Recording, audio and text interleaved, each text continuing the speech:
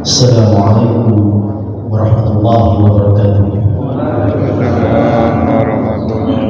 Innal hamdalillah nahmaduhu wa nasta'inuhu wa nastaghfiruh wa na'udzu billahi min shururi anfusina wa min sayyiati a'malina.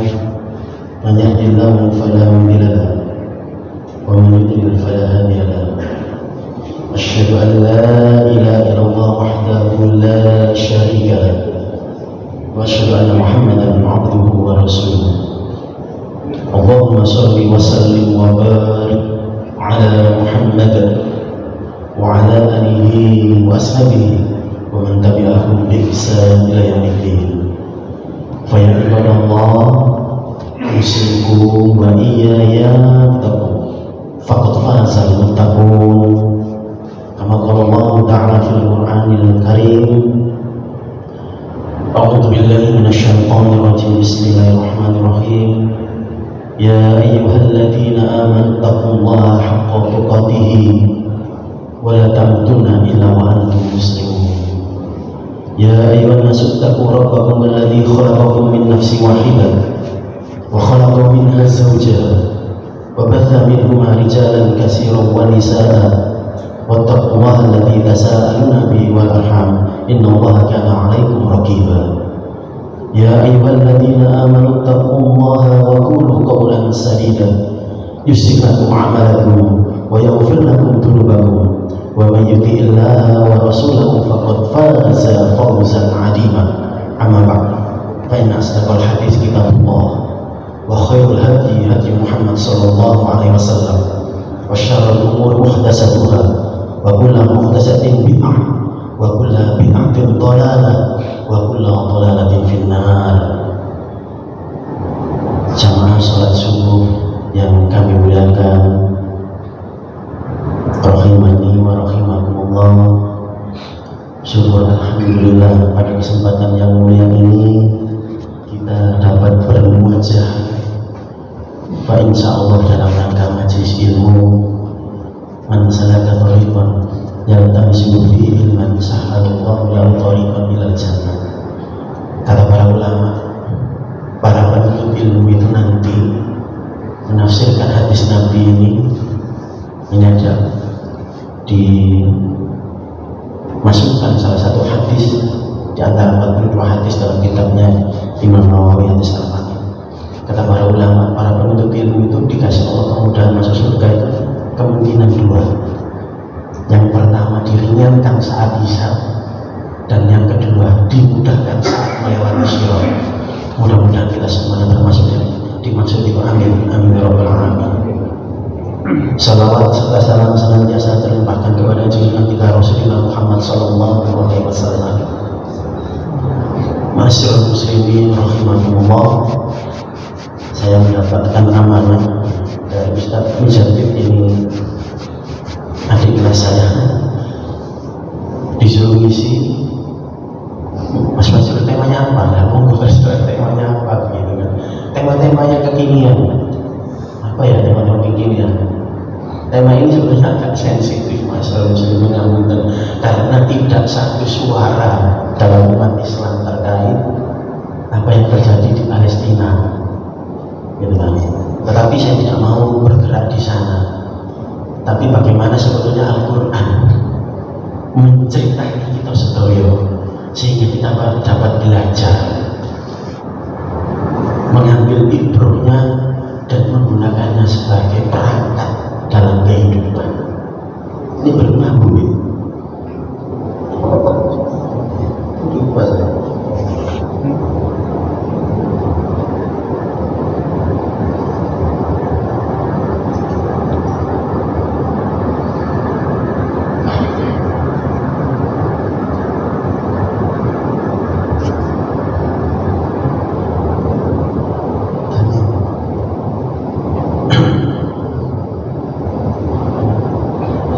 Masyarakat muslimin,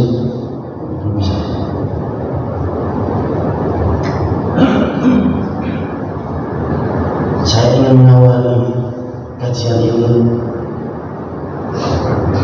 dengan mengutip satu ayat surat Al-Baqarah Al-Baqarah ayat 114. Wa man adlamu mimman masajid Allah ayadhkura fiha ismuhu wa sa'a fi kharabiha ulaika ma kana lahum an yadkhuluha illa khaifin lahum fid dunya khizyun wa lahum fil akhirati adabun adhim. Ma'asyiral muslimin rahimakumullah, Allah memberikan kita informasi di surat Al-Baqarah ayat 114 itu. Allah ceritakan ada suatu kaum yang kata Allah labelnya kaum ini adalah sangat boleh, dan mereka ini punya sikap atau perilaku di antaranya adalah melarang orang-orang beriman menjadikan masjid-masjidnya Allah sebagai tempat untuk membesarkan, meninggikan, melafadzkan zikrullah. Jadi ada kaum yang melarang orang beriman menjadikan masjid sebagai tempat untuk berzikir kepada Allah.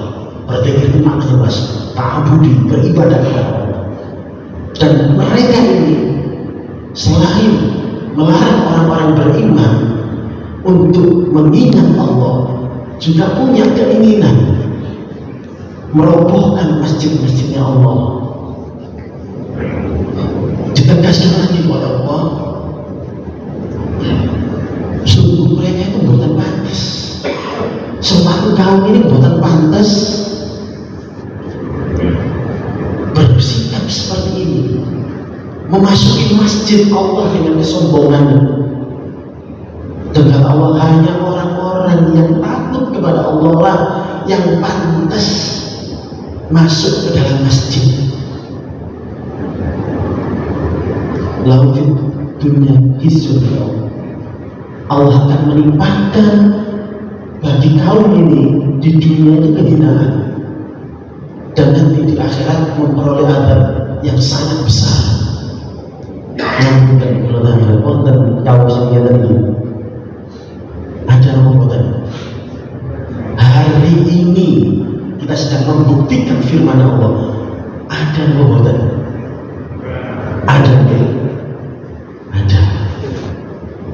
Inilah perjumpaan dan permulaan bahwa sejatinya al-Yahud, nanti bisa dicek Qurannya di rumah, sebelum Allah berbicara 114 ayat-ayat sebelumnya itu Allah bicara tentang siapa? Konkret, tegas, boten tersirat, tersurat, Allah bicara tentang kaum Yahudi. Dan hari ini kita menyaksikan Al-Aqsa sangat sulit untuk dimasuki. Yang mudah-mudahan tidak mungkin sholat di Masjidil Aqsa, baik pria maupun wanita, yang hanya diizinkan orang yang sepuh-sepuh. Itu pun sholat-sholat tertentu. Sholat subuh jangan harap. Al-Aqsa, ma'asyiral muslimin, bisa dibantu yang ahli al-Maibin.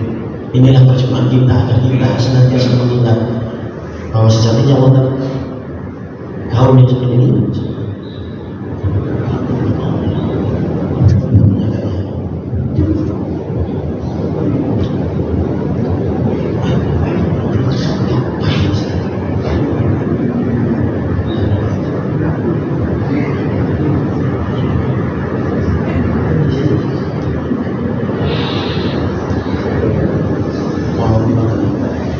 ini agak ganggu. Nggak bisa. Tapi ya memang harus pakai zat karena saya menampilkan peta-peta. Ma'asyiral muslimin rahimakumullah. Al-Aqsa itu kompleks yang luasnya 1440 meter persegi. Di dalamnya itu kalau dihitung wonten 7 masjid. Dan yang besar itu yang dibangun Umar bin Khattab radhiyallahu anhu saat beliau sebagai khalifah menaklukkan yang banyak emas. Masyarakat muslimin, ini masjid kedua setelah Nabi Ibrahim merenovasi Masjidil Haram. Ini masjid kedua yang dibangun oleh Nabi Ibrahim alaihissalam 40 tahun setelah Nabi Ibrahim merenovasi Masjidil Haram. Di antara 25 nabi yang diceritakan Allah di dalam Al-Quran, Nabi ini wonten 124.000 yang ditambahi tugas menjadi Rasul. Perdebatan antara para, ada ikhtilaf di antara para ulama. Ada yang mengatakan 313, ada yang mengatakan 315, dan 25 yang kita imani karena Allah ceritakan di Al-Quran. Dan di antara 25 nabi itu 18-nya mengabdikan dakwahnya di Masjidil Aqsa. Berapa banyak nabi yang diutus untuk kaum yang paling keras kepala. Ma'asyiral muslimin rahimakumullah. Subhanalladzi asra bi 'abdihi lailan minal masjidil haram ila masjidil aqsa alladzi barakna haulahu wa nuriyahu min ayatina innahu was-sami'ul basir. Menunjukkan bahwa Al-Muqaddas termasuk yang disucikan adalah di bumi Palestina itu, karena di sana terdapat Al-Aqsa. Ma'asyiral muslimin rahimakumullah. Hari ini kita berdebat saja nih, hati sopo sih yang nonton ini mereka ini. Tanah itu untuk siapa? Apakah semuanya berat? Toh semuanya itu makhluknya Allah. Ada catatan khusus dari Allah. Ini sebetulnya kalau pakai slide enak, bisa dilihat langsung semua. Karena kan sebetulnya saya tadi izin ke Mas jadi boleh buatan saya menantikan 2 video saja. Oh iya Mas boleh. Nah, 2 video. Tapi karena gangguan teknis begini, jadi motor saja. Masyaallah muslimin, Nabi Ibrahim gak ada putra 2. Yang pertama Ismail alaihissalam, yang kedua Ishak alaihissalam. Ismail Allah perintahkan Nabi Ibrahim untuk ditempatkan di Mekah Al-Mukarramah. Ishak ditempatkan di Baitul Maqdis, negeri Kanaan yang hari ini kita kenal dengan Palestina. Saat Ishak memiliki putranya Ishak Nabi Ya'qub alaihissalam. Nabi Ya'qub ini gak ada istri 4. Di antara istri 4 ini melahirkan 12 keturunan. Ya. Tapi yang 2 ini saudara, adik kakak adik. Syariat zaman dulu membolehkan. Yang cantik, namun tidak saya sampaikan, itu nomor 2 yang dinikahi oleh Nabi Ya'qub, anak pamannya, berarti saudara sepupu, nama pamannya Laban. Yang kedua ini namanya adalah Rahel. Inilah nanti yang melahirkan Nabi Yusuf alaihissalam.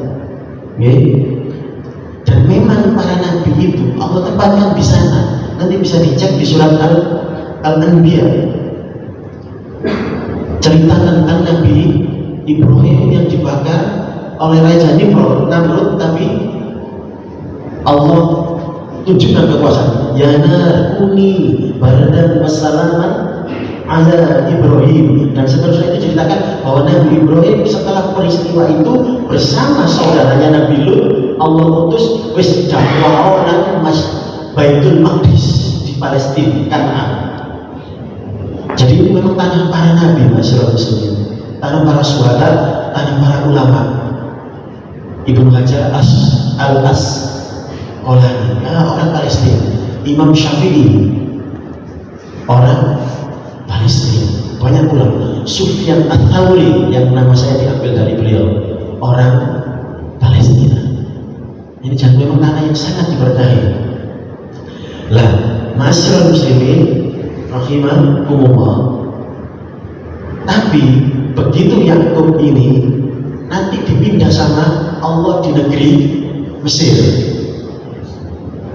Itu ahada asar kaukaban, itu mimpinya Nabi Yusuf.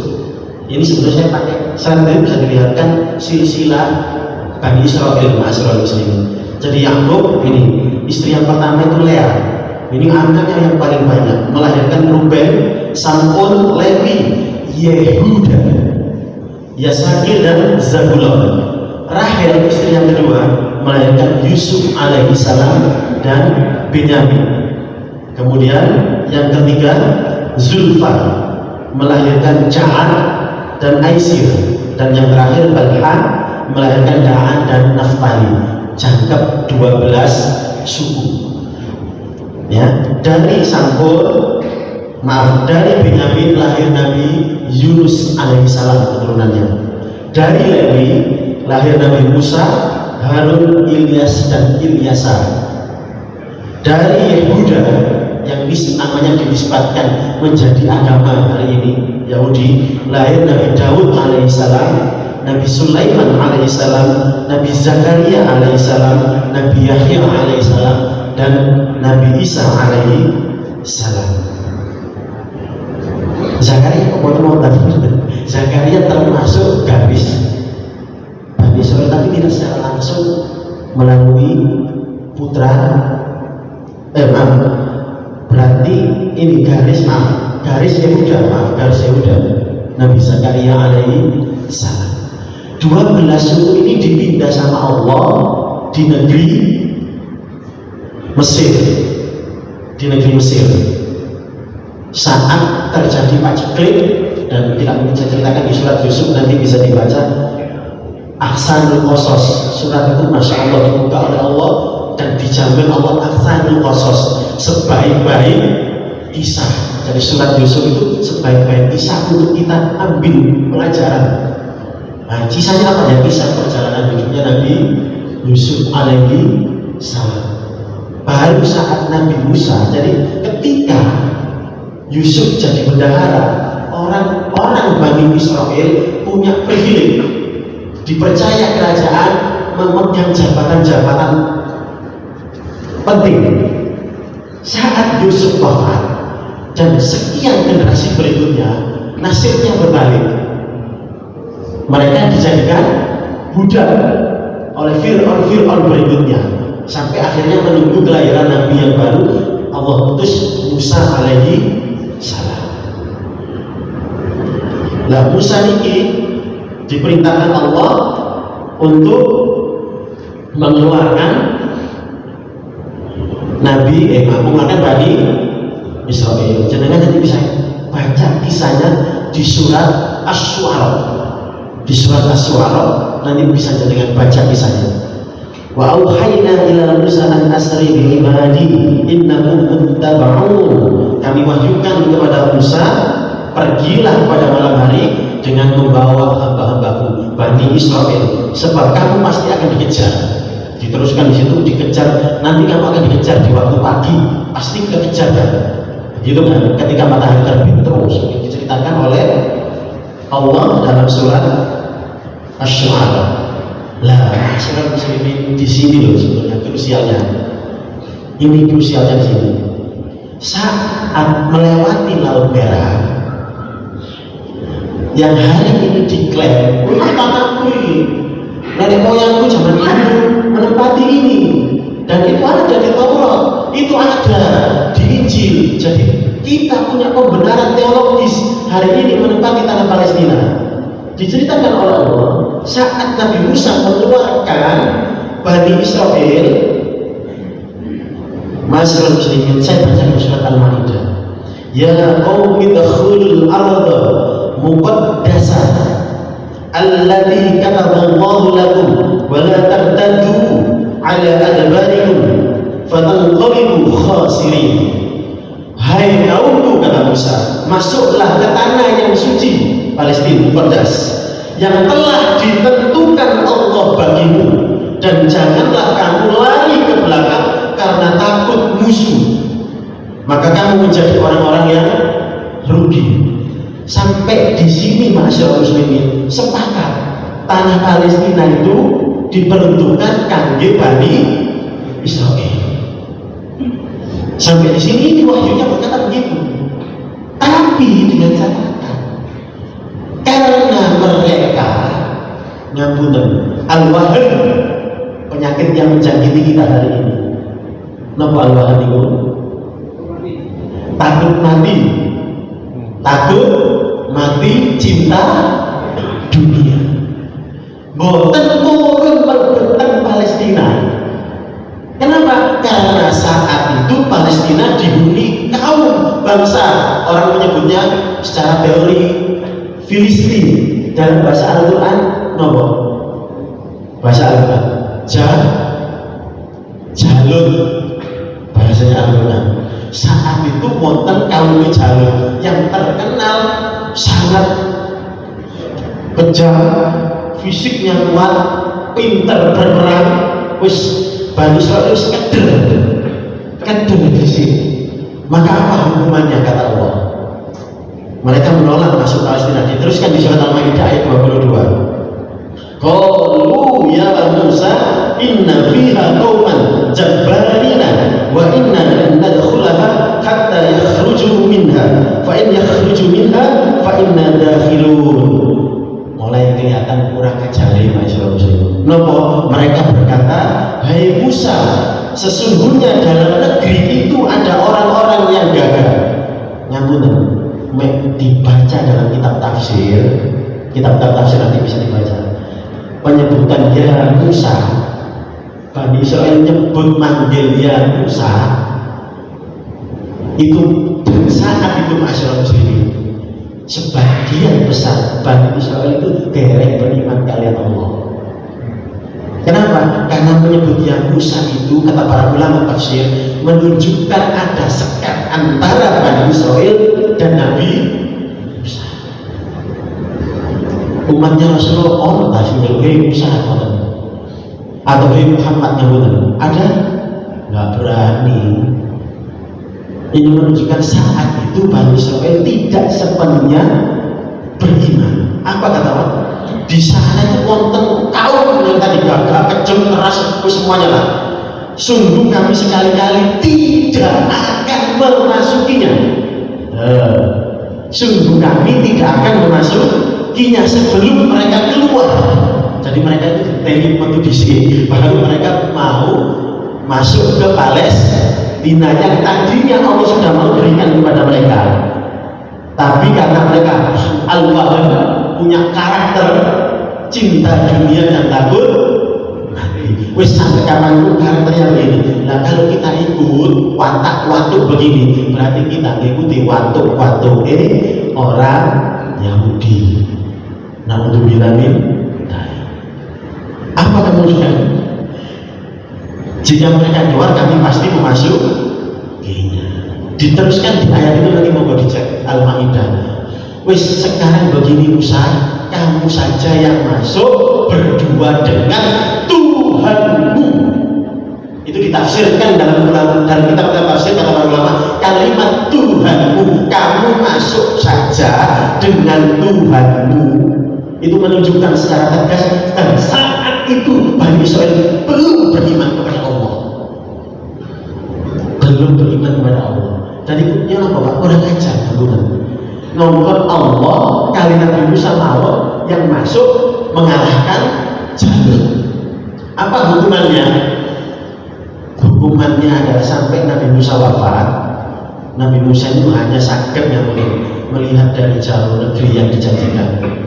Boten angsal mlebet, dihukum kalian Allah tidak boleh masuk ke Palestina. Jadi Nabi Musa sampai wafat hanya bisa memandang dari jauh negeri yang dijanjikan. Kenapa? Ya karena wataknya begini, dihukum sama Allah berputar-putar di gurun Sinai. Saking sayangnya Allah, Allah turunkan makanan yang amat istimewa, namanya manawa salwa. Wis boten-boten kualitas makanan kita ini kangge bangsa-bangsa di luar Bani Israil. Jika di mana wasalwa protes boten Air minumnya, sumber airnya kata Allah pukulan di tanah itu nanti akan keluar sumber airnya 12 jangkep sesuai dengan sukunya masing-masing.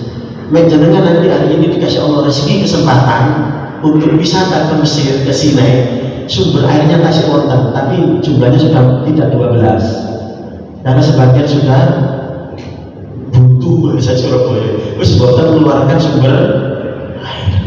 Nah ini terbukti. Jadi di Indonesia kita harusnya ini agama paling benar ya sini, terbukti semua dalam kenyataan yang kita jalani kehidupan sehari. Harus muter-muter mawon. Lah Bani Israil itu saged mlebet niku zamane Nabi Daud si SMP. Nabi Daud tapi tasih SMP. Saul namanya. Di dalam Al-Qur'an disebutkan namanya Tolut. Dan saat itu nama nabinya Yusha bin Nun. Nabi Bani Israil kuwata tapi boten sedaya diceritakan di Al-Qur'an. Nabinya menunjuk Tolut bangsawan Bani Israil ngejek wong larat kerjaan tani kok tadi komandan perang yo sempat sama dhewe iki wonten kasarane.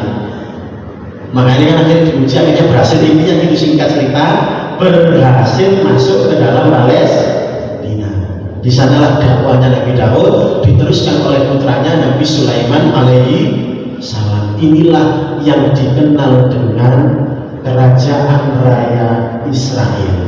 Banyak orang ojo dilo Israel itu artinya adalah Israel itu hamba Abdullah.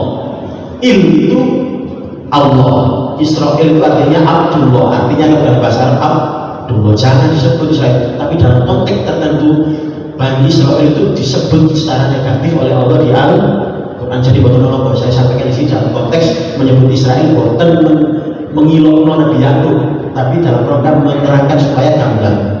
Masuklah ke Palestina dan berkembang di sana. Ngapunten masyarakat muslim ini, ngapunten sana. Kenapa kok kita itu begini saja? Arab kok nonton mawon. Ini agak sebelumnya itu ada video enak. Saya lihatkan Sultan Abdul Hamid kedua. Ini harusnya menjadi pelajaran. Kenapa? Semerang negara Israel ini, semerang ini. Wonten bintang, ya wonten bintangnya ini. Terus wonten garisnya, wonten garis sederhana. Wonten garisnya ya, teng dhuwur kali teng isore. Semarang artinya nopo ini? Sungai, betul sekali. Sungai nopo? Sungai Nil yang bawah itu artinya Sungai Nil. Yang atas artinya Sungai Eufrat. Sungai Nil itu teng negara pundi, Pak?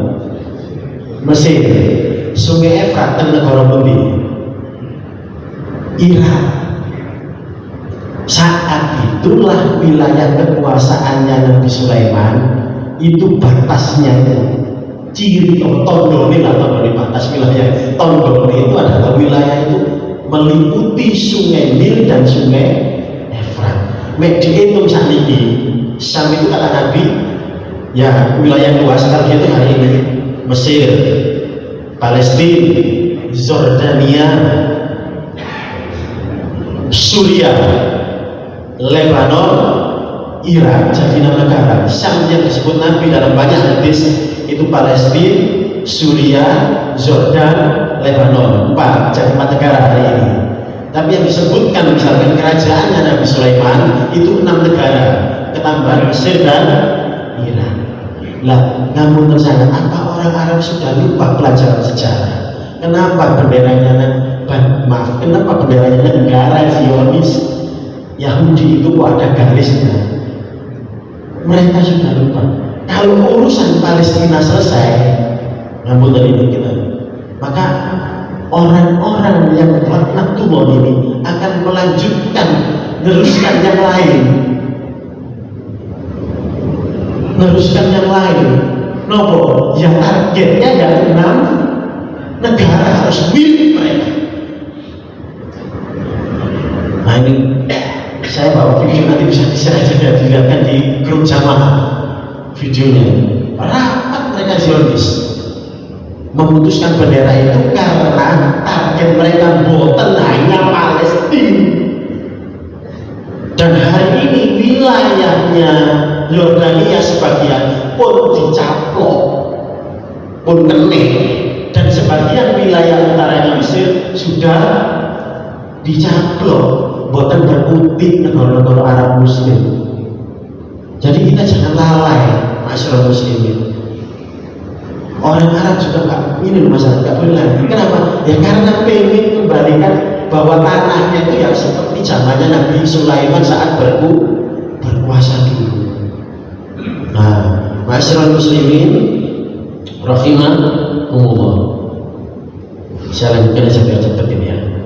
Setelah Nabi Sulaiman, lah kalau mereka mengklaim ini, jadi ngerti, mereka sudah nggak sah nanti. Nggak sahnya itu bukan pemaksaan ini, satu dalilnya Al-Quran, dua dalilnya hadis, tiga dalilnya fikih. Dalilnya fikih nanti kalau menuntut saya terangkan. Jadi masyarakat muslimin, nah setelah itu mereka itu pecah karena boten bersatu. Lah ini kelemahannya. Kalau kita boten bersatu ya sekarang pecah. Dipecah jadi dua kerajaan, kerajaan utara sama kerajaan selatan. Wilayahnya mana ya? Wilayah Palestina hari ini. Yang utara itu namanya kerajaan Israel. Isinya adalah 10 suku. 10 suku, jadi 10 suku di sana.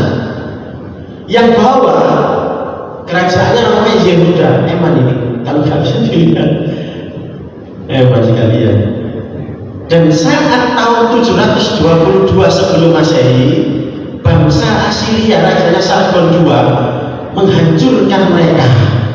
Wis lenyap 10 suku keturunannya Nabi Yakub hilang saking dunia. Karena apa? Karena dihancurkan, ditangkap jadi budak, dibawa ke Babilonia, di sana jadi budak, wis sudah berpencar kemana-mana, melarikan diri dan sebagainya. Maka 10 suku ini sampun hilang. Mek Bani Israel, orang-orang Israel hari ini mengklaim dirinya keturunan Nabi Ibrahim itu boten valid. Nanti ada teorinya diselesaikan yang terakhir. Sedangkan berikutnya kerajaan Yehuda meninggalkan 2 suku. Di situ suku yang mendiami suku Yehuda dan suku Benyamin. Pada tahun 586 sebelum Masehi dihajar kalau Rojo Nebukadnezar. Dihajar oleh raja Nebukadnezar. Dihabisin dibawa ke negerinya Babilonia. Di sana tidak ada budak, tapi masih bertahan 2 suku ini. Ma'asyiral muslimin, niki lho peristiwa sejarah wonten ayatin. Surat Al-Isra ayat 4 sampai 8. Masyaallah, alhamdulillah. Al-Isra ayat 4 sampai 8. Ketika Bani Israel membuat kerusakan yang pertama, kata Allah akan kirimkan kaum yang sangat kuat memasuki kampung-kampung mereka, menghancurkan mereka. Saya baca Pak kitab tafsir klasik sebelum di sini, yang disebut kehancuran kerusakan pertama itu apa? Mereka hobi membunuh para nabi. Karena mereka suka membunuh para nabi, tidak taat kepada ajaran Allah, Allah kasih hukuman. Hukumannya apa? Dilenyapkan, dikirim penguasa yang zalim. Ini semua kitab tafsir, termasuk tafsirnya Kemenak tahun 2019 yang diperbaharui, masih tidak berani keluar dari pakem. Tapi ada satu ulama yang berani keluar dari pakem tafsir, menafsirkan surat Al-Isra. Grand Syekh Al-Azhar, Syekh Sya'rawi, mantan rektornya Universitas Al-Azhar, yang punya karangan kitab fikih, punya karangan kitab tafsir. Syekh Sya'rawi boten-boten tafsirkannya bahwa Bani Israel kalau dihitung lebih dari 2 kali melakukan kerusakan di dunia. Kata Syekh Sya'rawi, kerusakan yang pertama wis gak usah dihitung, wakil. Kerusakan yang kedua, kata Syekh Sya'rawi, adalah hari ini. Kenapa kok disebut begitu? Karena dulu waktu Arab belum ada namanya negara Israel, damai ayem. Begitu ada negara Israel berdiri di sana, kacau balau. Maka disebut oleh Syekh Sa'rawi yang disebut Al-Quran kerusakan kedua itu hari ini sedang terjadi. Maka janji Allah sampai di ayat 8, nanti tunggu saja kehancuran kedua Bani Israel. Dan kata Syekh Sa'rawi, yang kedua itu nanti yang menghancurkan berdasarkan hadis Nabi adalah orang beriman, kaum muslimin. Meskipun sudah dikalahkan oleh sahabat, nanti saya terangkan kalau belum terbangunnya. Ya, jadi dan inilah dasarnya mereka mengklaim bahwa itu tanah mereka, melanggar hukum. Padahal sudah jelaskan tadi mereka ketika tidak mau dihukum sama Allah tidak boleh. Yang kedua dalilnya Pak Syarul Muslimin. Kalau saya teruskan biar tahu ini ada ini. Kemudian mereka yang Yehuda dan Benyamin tadi kan ditangkap oleh Nebukadnezar. Nebukadnezar dikalahkan Raja Sirus dari Persia. Suku Yahudi masih wonten tersisa sedikit. Tersisa sedikit, ini berdasarkan tafsir klasik. Kemudian diselamatkan oleh Nabi, pasti ingat dengan Nabi ini, Uzair, semerah tiang soleh. Itu nanti di surat Al-Isra ada. Makanya Syekh Sa'rawi kan bukan keluar dari pakem. Kalau ulama-ulama yang lain, termasuk tafsir Kemenang, masih dalam pakem ulama-ulama terdahulu menafsirkan ayat ini. Kenapa? Kebangkitan kedua itu ditolong oleh Nabi Uzair. Kenapa? Karena saat di pengasingan Bani Israel tobat kembali kepada ajaran Taurat, kembali kepada ajaran Taurat, sehingga Allah bebaskan itu. Nanti bisa dicek suratnya, ya, dibaca Al-Isra ayat 4 sampai 8. Karena mereka beriman, kembali bertobat dan kembali kepada ajaran Taurat, Allah kembalikan mereka ke negeri Palestina. Siapa? Uzair. Terus saat ini pripun nasib Uzair ini? Di surat At-Taubah ayat 30, wa qalatil yahudu Uzair benullah, dan mereka orang-orang Yahudi mengatakan Uzair adalah anaknya Allah. Naik pangkat statusnya, mantu Nabi jadi anaknya Allah dan dijadikan wasilah berdoa dan beribadah. Sami mawon ngapunten kali kaum Nasrani. Nah, ini kata para, inilah kerusakan kedua. Nanti apa? Kerusakan kedua pasca itu adalah mereka membunuh Nabi Zakaria, mereka membunuh Nabi Yahya. Allah kirimkan kaum lagi yang namanya kaum Romawi. Itu tafsir klasik berdasarkan zamannya. Kalau baca At-Tabari, baca Al-Qurtubi, baca Ibnu Katsir, mesti dia menafsirkan Al-Isra 4-8 sesuai dengan zamannya. Saya baca ulama kontemporer Syekh Wahbah Al-Zuhaili, tafsirnya Al-Munir, Masyarul Muslimin. Syekh Wahbah Al-Zuhaili itu nafsirkan berdasarkan ulama klasik surat Al-Isra, tetapi di akhir tafsirnya menerangkan bahwa itu fleksibel. Itu ditafsirkan ulama-ulama karena saat itu dia dalam zaman saat itu Bani Israel zaman itu ditaklukkan Persia, kemudian ditaklukkan Romawi. Tapi ini fleksibel, bisa terjadi di masa yang akan datang. Kenapa? Karena di ayat 8 Allah tegaskan nanti kamu akan buat kerusakan lagi dan pola yang sama akan terulang. Jadi Pak, kalau iman kita yakin, seyakin-yakinnya, kita menetik boten bantu saudara kita di Palestina, cuek bebek, cuek bebek. Kalau iman kita benar, mesti musim menang adalah kaum muslimin. Itu sudah janjinya Rasulullah. Saya lanjutkan ya Allah, nanti di waktu ini. Lanjutkan, jadi saya katanya pergantian yang menguasai mereka. Saya lanjutkan langsung ke dalil. Nah, itu ada di surat Al-Maidah banyak sekali. Dan Nabi Isa juga zamannya kerajaan Romawi. Nah, langsung saja ini saya lanjutkan. Lah, tadi kan mengklaim tanahnya itu tanah mereka karena mereka bangsa pilihan. Diizinkan Allah masuk kan? Tadi dilarang, terus diizinkan Allah masuk melalui nabi yang lain. Mereka tinggal di sana karena waktunya seperti itu dihukum sama Allah dengan berbagai macam hukuman. Tapi dijelaskan oleh Allah, salah satu hukumannya adalah dikirim pemimpin yang boleh mencerai mereka. Nanti bisa dicek Pak, surat Al-Maidah, surat Ali Imran ayat 68. Ini dalil yang kedua yang saya pakai. Di surat An-Nahl 123 juga ada, tapi bahasanya tersirat. Yang bahasa konkret surat Ali Imran ayat 68. Saya bacakan.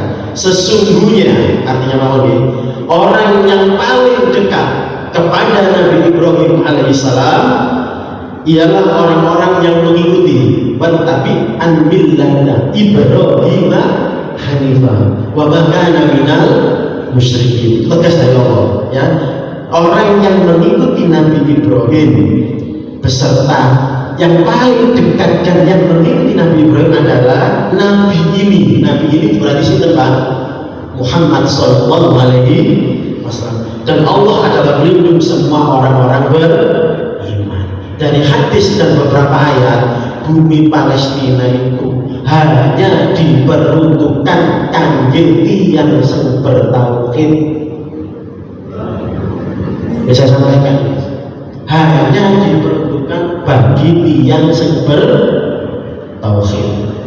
Nanti itu dibuktikan dalam sejarah Nabi mengirim pasukan untuk membebaskan Baitul Maqdis. Dilanjutkan Umar bin Khattab, dan nanti penerus-penerusnya direbut lagi oleh orang Eropa dan seterusnya. Jadi dasarnya ini, masyarakat muslimin, buatan syarat. Ustaz, di sana buatan Kristen ya, karena Umar bin Khattab juga tidak mengusir orang Nasrani dan juga orang Yahudi. Di Madinah sejarahnya juga ada orang Yahudi. Kenapa kok diusir? Karena mereka khianat. Bani Nadir, Bani Quraidah, Bani Quraidah, mereka khianat saat Khaybar, saat Khandaq, mereka khianat, maka diusir. Diperuntukkan itu maksudnya apa, Ustaz? Maksudnya yang berhak memegang kekuasaan untuk mengelola Syam, saya sebutkan lebih luas lagi, negeri Syam yang Allah berkahi, itu hanya orang beriman. Maka kalau ada misalnya saudara kita ngaku dengan kita nggak kritik dengan berapa, sudah tinggalkan, hijrahlah. Orang-orang Palestina sadar betul kalau ini ditinggalkan, maka Al-Aqsa ini akan lepas. Dalam teori geopolitik masyarakat muslimin, kalau Al-Aqsa ini lepas, maka pagar pertama hilang, maka berikutnya mudah menyerangnya apa? Masjid kedua kita, Masjid Nabawi. Ini teori geopolitik yang semua orang paham lah. Misalnya ahli di UGM, misalnya pakar Timur Tengah paham. Kalau Al-Aqsa itu lepas, maka Madinah yang tinggal itu hari, meskipun kita memahami Madinah itu tidak mungkin akan dirusak meskipun nanti dipimpin oleh Dajjal. Tapi ini secara geopolitik ada teorinya. Itulah kenapa tiang-tiang di Palestina itu nggak mau hijrah. Ini tanah air kita yang punya tanggung jawab, ini takdir Allah, kita yang diberikan kekuatan amanah untuk menjaga Masjidil Aqsa. Imannya sampai segitu. Gitu. Saya lanjutkan. Lah ini apa buktinya kedua? Sirah dalam keadaan sakit, nanti bisa dibaca di sirah. Rasulullah SAW mengutus sahabat yang sangat muda, saat itu usianya baru 18 tahun, Usama bin Zaid, anaknya Zaid bin Harithah, untuk membebaskan negeri Syam. Dan saat zaman Nabi, negeri Syam dikuasai oleh Romawi Timur, Bizantium, masih dipegang Romawi. Romawi totalnya 600 sampai 700 tahun menguasai Syam. Suwe kirim Amerika usianya 700 tahun. Kemudian berhasil, tapi bukan sampai membuka Masjidil Aqsa. Lah niki Pak Pak, strateginya Umar bin Khattab itu ditiru. Kalau orang-orang Yahudi saat mereka mengalahkan orang-orang Arab 1948. Istilahnya sabuk Arab. Saat mereka merebut Palestina, mereka itu mengunci wilayah-wilayah sekitarnya, kayak semacam sabuk ngoten nggih. Nah, ini strategi yang Umar bin Khattab. Jadi Umar bin Khattab tidak mau menghancurkan, menaklukkan Maqdis dulu, tapi mengkondisikan sekelilingnya. Jadi saat Umar bin Khattab menjadi Khalifah 16 Hijriah atau tahunnya 637 Masehi, Umar bin Khattab itu terkenal apa? Menaklukkan Baitul Maqdis tanpa tentara. Maksudnya apa? Tidak ada darah yang menetes. Kenapa? Karena saat itu Umar strateginya pakai sabuk. Kalau sekarang ini sabuk Arab itu ditiru oleh orang-orang Israel dulu waktu merebut Palestina itu, dan orang Arab baru sadar. Saat itulah orang di Baitul Maqdis gak berkutik. Kenapa? Karena Jordan, Lebanon, semuanya itu sudah menjadi negeri Islam. Tidak ada pilihan lain. Dia terhubung dengan Romawi yang di pusat. Romawi pusat itu penting, Italia. Buat sangat punah, maka menyerah tanpa syarat. Baitul Maqdis itu menyerah tanpa syarat.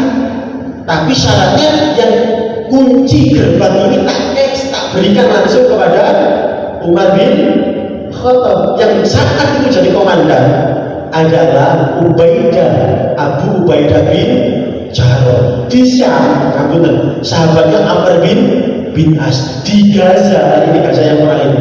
Umar menempatkan siapa? Khalid bin Walid. Tapi sahabat-sahabat itu terus diderek itu kunci-kunci biar mengepung Masjidil Aqsa. Lah niku saat perang 1948 itu yang terjadi. Wong Yahudi Eropa itu dengan bantuan Inggris, Amerika dan Prancis mengunci. Tadi rasa-rasanya Palestina berjuang dewi dikunci. Nanti Pak kalau nonton pelan-pelan ada gitu. Saya cuma bisa masukkan slide, nanti bisa dibaca. Mudah-mudahan ilmu manfaat. Saya lanjutkan. Dibebaskan lagi oleh Salahuddin, ya cepat ya, langsung kami cepat. Langsung kami cepat. Lah, saat tiang Yahudi, saya 2 suku tadi gitu, tinggal 2 suku, 10 suku sambut ical gitu. 2 suku ini hilang juga saat Bizantium berkuasa. Mereka dideportasi dari Palestina saat dipimpin Romawi oleh Raja Titus namanya. Jadi Pak, hari ini kalau mau menelusur pakai ilmu genetik, wonten Bani Israel murni garisnya keturunan Nabi Yakub. Yang sekarang kurang ajar semuanya itu adalah kelompok Yahudi Ashkenazim. Siapa mereka? Yahudi yang sumber asalnya di Eropa Timur.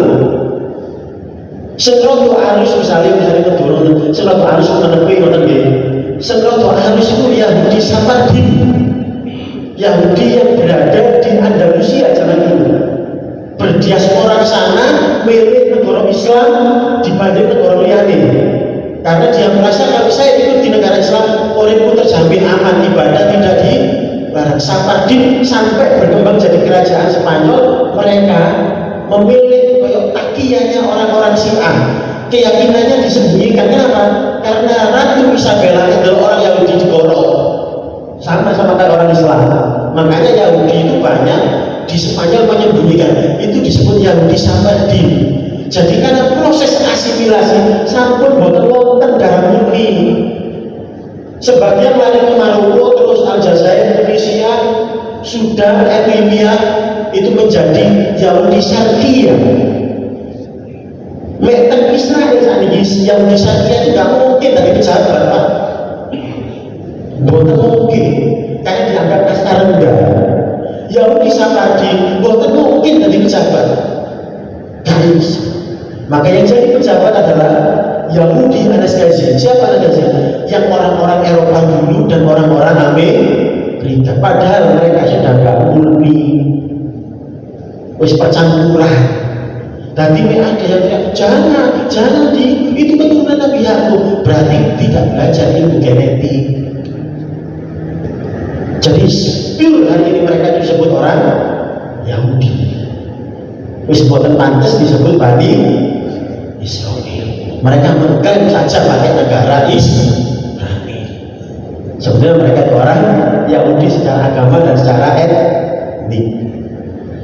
Dinisbatkan dari mana? Ini banyak teorinya, tapi yang paling kuat adalah dinisbatkan dari Yehuda. Masih ingat suku yang tersisa tinggal 2, dan yang paling banyak adalah suku Yehuda. Makanya mereka menisbatkannya kepada suku yang tersisa, yang terserak-serak, disebutlah Yahudi. Masyaallah muslimin.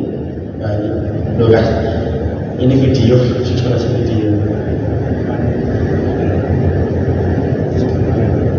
Ada orang namanya Theodor Herzl. Lah saat itu 1916 sesudah Muhammadiyah didirikan ya Dahlannya tahun-tahun segitulah. Orang-orang yang ini ngumpul, wis pengen berambisi kekuatan. Ada ini melu Inggris, melu Prancis, melu Jerman. Wis mentok ini wae paling tadi bankir, tadi pengusaha, kayak dari pejabat, katakanlah begitu. Maka mereka mengambil momen. Saat itu yang menguasai Palestina masih Khalifah Utsmani. Itu saya ada di videonya. Khalifah Utsmani kan dulu.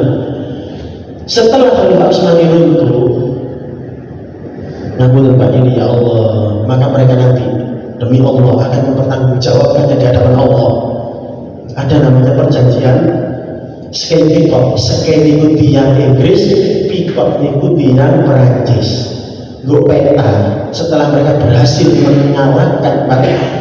mengalahkan kerajaan Utsmani. Kerajaan Utsmani itu gampang menghasut Pak. Wong Arab dia dulu nggak bosan lah, ratusan tahun dipimpin wong Turki. Aku dulu tradisi kuat, dulu tradisi besar. Akhirnya mereka memberontak, termasuk Arab Saudi. Saya sampaikan jujur fakta sejarah, mereka memberontak. Disitulah dimanfaatkan momennya oleh Inggris dan Perancis memukul mundur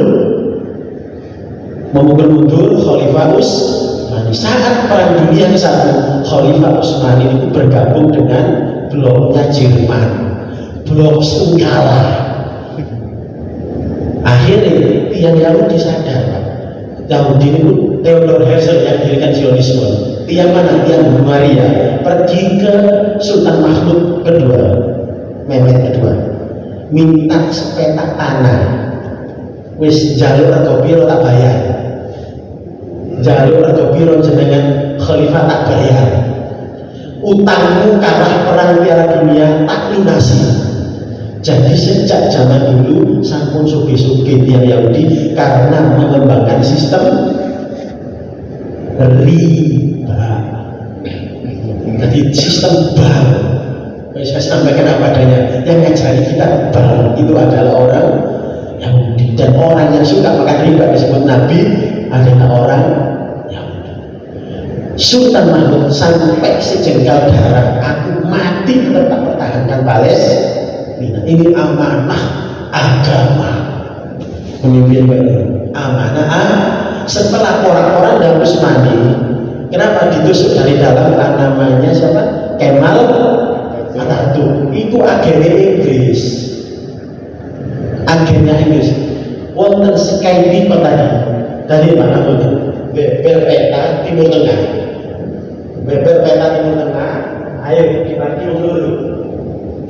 Digaris-garis Pak. Digaris kayak penggaris waktu itu. Digaris-garis bagi loro, sebagian PN Prancis, sebagian tak gawe Inggris.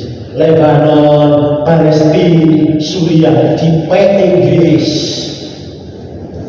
Inggris, Irak dan Lebanon di Prancis, Jordan dan semuanya di Inggris. Jadi dikapling-kapling. Makanya jangan tinggal di bendera mirip. Bendera mirip sebenarnya.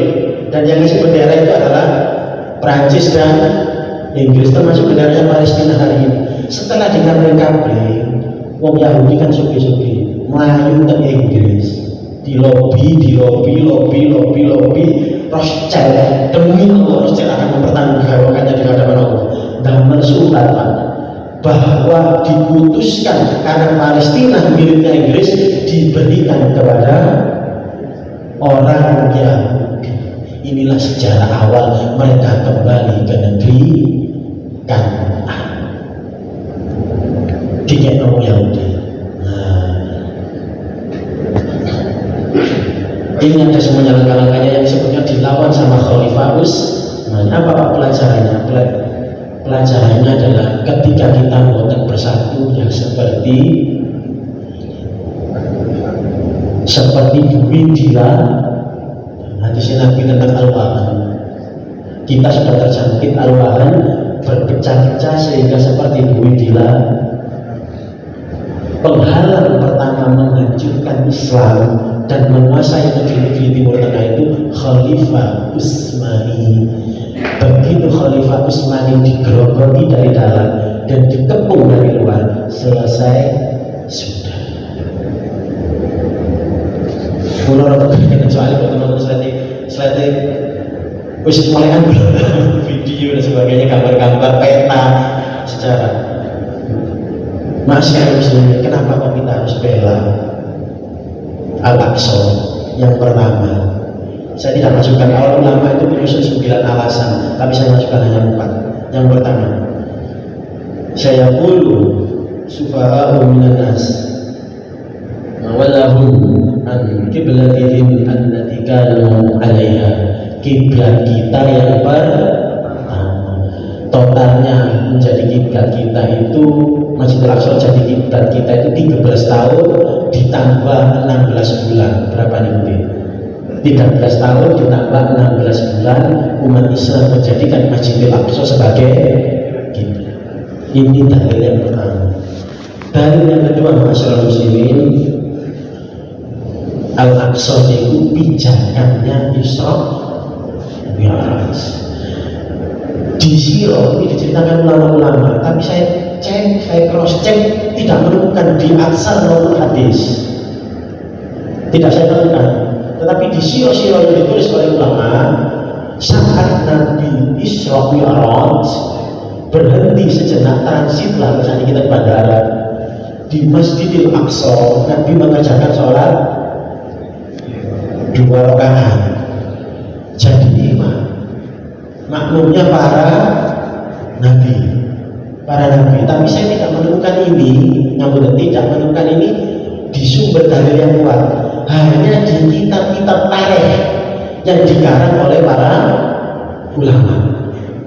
Bahkan ulama Palestina pun menuliskan begitu, ulama Mesir juga menuliskan begitu dalam Sirah Nabawi. Tapi saya cek, saya cari, namun saya ceritakan saja, tidak menemukan dalil itu secara hujah yang kuat dalam aksar maupun dalam hadis. Itu dasar yang kedua. Dasar yang ketiga, ini hadisnya Nabi. Berpergian itu tidak dikenakan melainkan hanya ketiga masjid, Masjidil Haram, Masjidku, dan Masjid Aqsa. Ini hadis ada 2 sumbernya, Bukhari dan Muslim. Saya cek, dua-duanya derajatnya adalah sahih. Redaksinya beda. Ada yang masjidi hada ditaruh terakhir, yang di Bukhari yang di Bukhari masjidi hada ditaruh di tengah, Masjidil Aqsa ditaruh yang ketiga. Di redaksi yang lain Masjidil Aqsa ditaruh yang kedua, masjidi hada, masjid itu maksudnya Nabi, ditaruh yang ketiga. Tetapi dua-duanya derajatnya menurut para ulama sahih.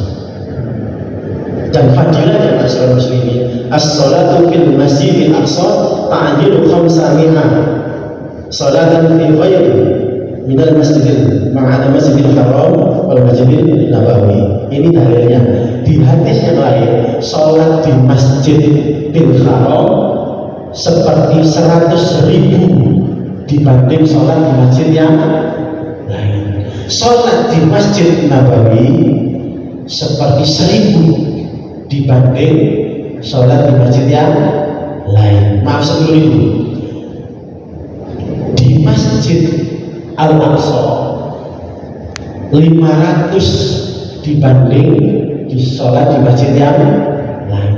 Dalil inilah yang mengikat bahwa tiga tempat ini al-Qudus, al-Muqaddas, disucikan, dan itu hanya konsepnya diperuntukkan kepada orang-orang yang beriman. Apa dalilnya? An-Nahl 123, Ali Imran 68. Bahwa tanah Syam yang disucikan termasuk Palestina di dalamnya hanya untuk mereka yang konsisten dan istiqomah menjaga tauhid. Sinten orang Islam.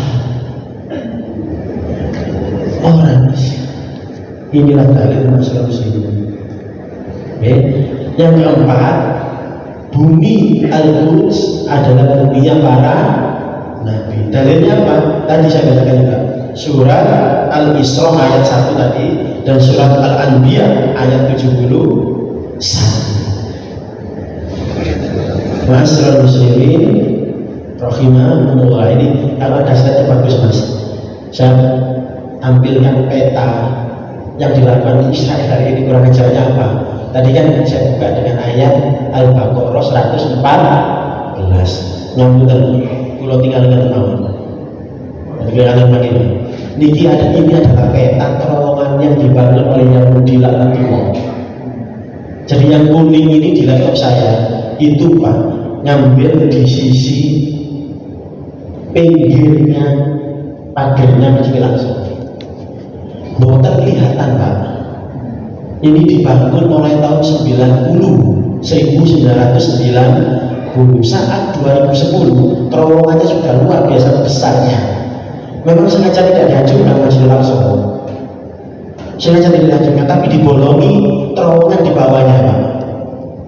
Terowongan di bawahnya itu nanti akan dibuatkan gempa buatan, bahwa seolah-olah hancur karena gempa. Jadi di peta nanti bisa dilihat. Yang kuning ini adalah sebelahnya Masjidil Aqsa, pas sebelahnya. Ini yang letter M ini sudah dibangun terowongan oleh orang-orang Islam. Ini apa mereka? Ini 90, tanggal 8 Oktober 90, tahun 96, terus tahun 2007 mereka merobohkan jembatan yang menghubungkan ke pintu Maghribah, dan beberapa pintu tempat Nabi Isra Mi'raj nggak bisa dilewati, sudah dijaga oleh tentara mereka. Termasuk di Masjidil Aqsa ini wonten candolan, kita kan ini candolan apa? Tampil mikir iman. Wonten Masjidil Aqsa wonten candolan. Dulu Nabi menampakkan nyancang lah bahasa Surabaya, nyancang buruk beribu. Wonten sakit ya. Dan salah satu pintu yang di Aqsa ada jembatannya itu sudah dihancurkan tahun 2007 oleh Yahudi laknatullah. Pengennya mereka seperti apa? Ini Pak, nyambut para jamaah. Nanti bisa lihat. Ini persis Aqsa nanti 1440 meter persegi luasnya akan dibangun kuil Sulaiman. Padahal kalau di Al-Quran nanti dijelaskan surat An-Naml, kuil Sulaiman itu bukan kuil, tapi nopo Al-Masjid. Wong yang bangun adalah Nabi Ibrahim. Pengennya nanti begini loh, ngiring aku orang yang bertauhid, kuilnya persis kayak kuil-kuilnya orang-orang Yunani. Nah inilah masalah muslimin yang terjadi hari ini. Maka dalam konteks ini wis ono sing boten sepakat Hamas di nopo, wonten sing boten sepakat PLO di nopo. Sekali lagi Al-Aqsa tanpa kita berpengaruh, tanpa kita terlibat, insya Allah akan bebas, insya Allah akan merdeka. Itu janjinya Allah. Ramai di media sosial, Palestina merdeka kiamat. Nggih wonten nggih. Wonten hadis ini kuat hadis ini. Tapi kan sudah diverifikasi sama majelis tarjih, bisa dibaca nanti di website Muhammadiyah. Itu hadisnya lemah, bahkan cenderung palsu, al-maudhu. Hadis yang meramalkan Palestina merdeka maka akan terjadi yang sudah diteliti, sudah ditulis di website Muhammadiyah yang kemarin beberapa minggu yang lalu ramai. Kau usah bela Palestina, kau usah dulu Palestina, engkau kayak merdeka lah, bahaya itu Pak Dewi kian dah yang nonton tiang-tiang itu sudah diteliti oleh majelis tarjih bahwa itu hadisnya lemah, bahkan cenderung ke maudhu, palsu. Ma'asyiral muslimin rahimakumullah, kayaknya saja sedikit saja pas tengah sedikit aja. Saya hampir kaget, ma'asyiral muslimin, kiai-kiai NU itu kan jarang bahas Palestina, ngajinya kitab dan sebagainya. Tapi kemarin waktu saya dengan teman-teman di KUA, ya, di KUA saya kantor, itu ada Ustadz Kiai Sidogiri berarti Pasuruan, yang berani, yang bukan berani, yang saya pikir kok dia tumben bahasa di sini. Nah, di sini saya bacakan, senantiasa ada sekelompok orang dari umatku yang memperjuangkan kebenaran. Mereka menang melawan musuhnya, dan orang yang menantang mereka tidak membuat mereka gentar, kecuali jika mereka ditimpa oleh musibah penyakit, hingga datang keputusan Allah, sementara mereka masih dalam keadaan seperti itu. Para sahabat berkata, lalu di mana mereka berada, wahai Rasulullah? Beliau berkata, Rasulullah bersabda, Baitul Muqaddas dan naungan Baitul Muqaddas. Jadi orang-orang Palestina yang disebut oleh Nabi. Mungkin nanti bisa dipelajari, dicek derajat di sini apa, karena ini yang meriwayatkan adalah Imam Bukhari, ada dalam kitabnya Imam Bukhari. Itu kemarin saya lihat dibahas di Pondok Sidogiri, luar biasa. Ya, ini memang cerdas, pintar, menguasai banyak kitab, bahasa Arabnya bagus. Dan masyarakat muslimin, saya tutup kajian ini misalkan mengutip hadisnya nanti. An Abi Hurairah radhiyallahu anhu, Rasulullah sallallahu alaihi wasallam qala la taqumu as-sa'ah hatta yuqatilul muslimun al-yahud. Tidak akan terjadi hari kiamat sebelum orang-orang muslim memerangi orang-orang Yahudi. Maka saya lebih cocok menggunakan bukan Israel, bukan Bani Israel. Bani Israel sudah hilang secara genetik, lebih cocok menisbatkan mereka dengan Yahudi Zionis, karena organisasinya Zionis. Wa yuqatiluhum muslimun hatta yahtabil yahudiyah min wara'il hajar wasyajarah, sampai mereka itu lari-lari terbirit-birit sembunyi di balik batu dan pohon.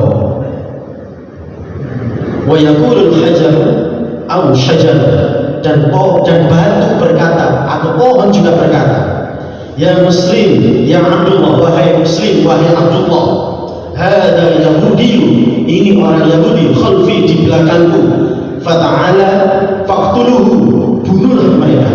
Jadi kotalah yang di depan itu perangi, kotalah yang di kedua itu artinya bunuhlah mereka.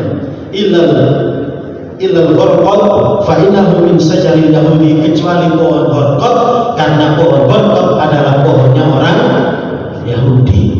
Tahun 2009 bapak saya, mungkin ada yang kenal, Ustadz Imanan, itu pergi ke Palestina dengan perjuangan luar biasa, beratnya melalui pintu aman Jordania, berarti buat tentang Gaza. Kalau ke Gaza lewat Mesir, berarti tentang tepi barat. Betapa kagetnya bapak saat masuk Yerusalem, betapa kagetnya bapak ketika melihat rumah-rumah orang Yahudi yang ada di Kanaan, Palestina. Cerita ke saya kaget. Setiap rumah orang Yahudi di depannya ditanami pohon gharqad. Tapi Surabaya kan kata taman nih, taman-taman di jalan. Apa saya bilang begitu? Taman-taman di jalan ditanami pohon-pohon gharqad. Mereka itu buatan umat Nabi, tapi kok percaya hadisi Nabi. Maka apa yang patut kita ragukan tentang keyakinan kita tentang ramalan Nabi? Sekali lagi, tanpa kita terlibat, tanpa kita berjuang cuek bebek, fa insyaallah wallahi Palestina akan merdeka. Ini janjinya Allah, ini dinubuatkan oleh Nabi. Hatta, kata para ulama terakhir untuk menutup, maka untuk Al-Aqsa tercinta, mari berbuat sejauh jangkauan, mari menangis, mari berdoa, mari menulis, terutama di medsos, sangat berpengaruh di medsos yang mudah-mudahan masuk. Saya bikin hashtag, bikin status medsos digunakan untuk berperang kali ini. Mari berdoa, mari menulis, mari tegak, mari berbicara. Sebab dalam perjuangan berdiri dan berkata, yang dilanjut tidur pun semuanya senantiasa dipuji Allah. Jadi cicak nopo jadi burung pipit. Burung pipit itu sadar memang sakit memadamkan api yang membakar Nabi Ibrahim alaihissalam, tapi dia terus saja membawa air di paruhnya. Ketika ditanya oleh cicak, kenapa engkau lakukan itu padahal engkau tidak mungkin dengan air yang ada di paruh memadamkan api? Saya tahu ikhtiar saya tidak mungkin memadamkan api, tapi Allah tahu saya berada di pihak mana. Aku lupa lihat, aku astagfirullah wa lakum. Assalamualaikum warahmatullahi wabarakatuh. Yang mengenai ini bisa di-share di hadis-hadis dalil-dalil Quran. Insya Allah yang saya masukkan dalam hadis minimal Hasan Sahih.